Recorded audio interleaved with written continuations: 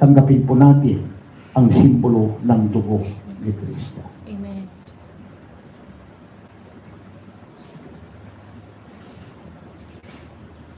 Panginoon naming Diyos, salamat po sa iyong kabutihan. Yes, my God.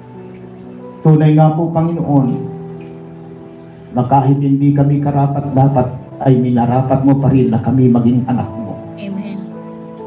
Wala po kami, Panginoong Diyos, masasabi pa, kundi ang katapatan at kabutihan mo ay namamalaging magpakailanman sa amin. Kaya turuan mo kami, Panginoon, na laging nakakapit sa iyong banal na kamay upang hindi po kami mailihis sa amin pong ginagawa para sa inyo. Ikaw po ang patuloy na maitaas sa buhay ng bawat isa sa amin. Pagpala po sila upang maging pagpapala din sila sa kanilang mga pamilya. Amen. Sa lahat po ng kanilang mapupuntahan ay magiging kanila rin, Panginoon.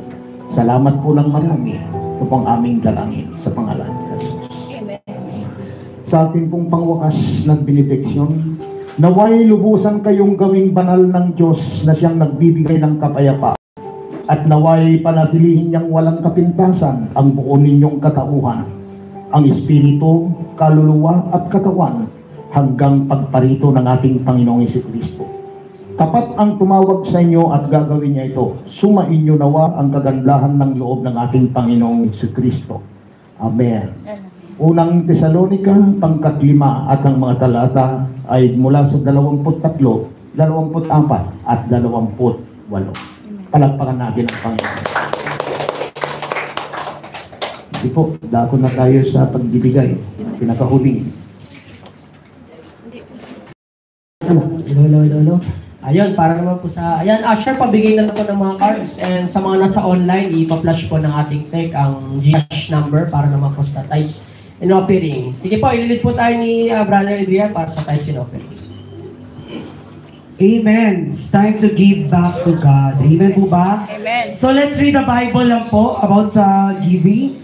Malaki on the enlightenment about giving. So, ang tithes po ay hindi po, hindi siya,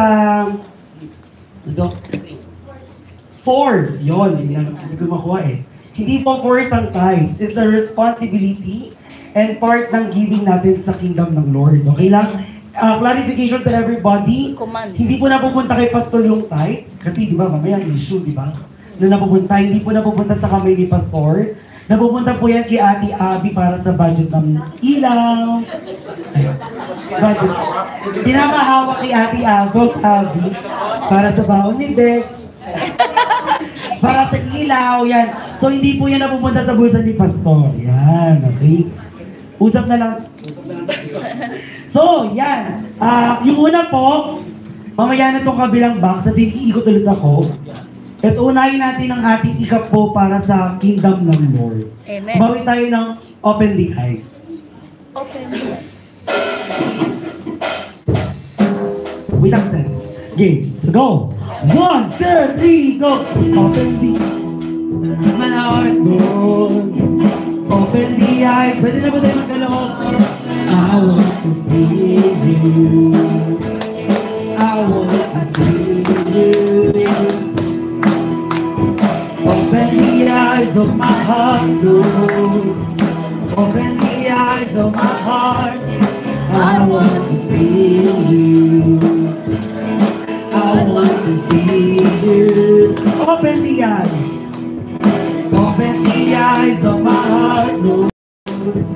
Open the eyes of my heart. I want to see you.